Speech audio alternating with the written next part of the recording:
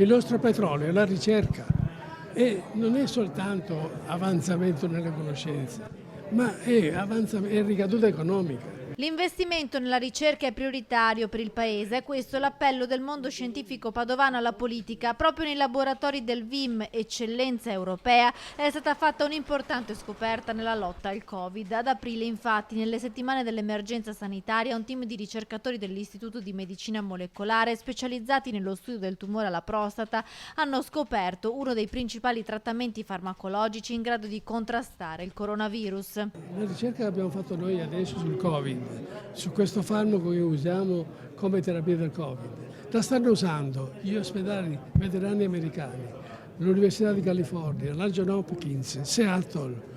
Questo vuol dire che è una ricaduta economica enorme. In occasione della visita ai laboratori della Presidente del Senato Maria Elisabetta Alberti Casellati, il mondo scientifico ha chiesto che vengano dati più fondi per la ricerca necessaria per il rilancio dell'Italia e per uscire definitivamente dalla pandemia. Oggi, di fronte ad una malattia come il coronavirus, noi non abbiamo ancora né terapie né vaccino ed allora solo dalla ricerca potrà nascere un futuro per la nostra Italia, perché si potrà davvero riaprire in sicurezza tutte le attività, quindi c'è una proiezione concreta anche a questo sapere.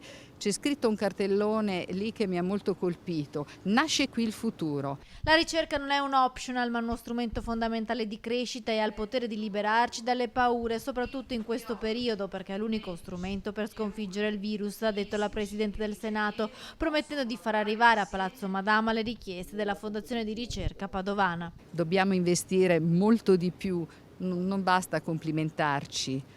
Occorre investire con strumenti e risorse e crederci soprattutto.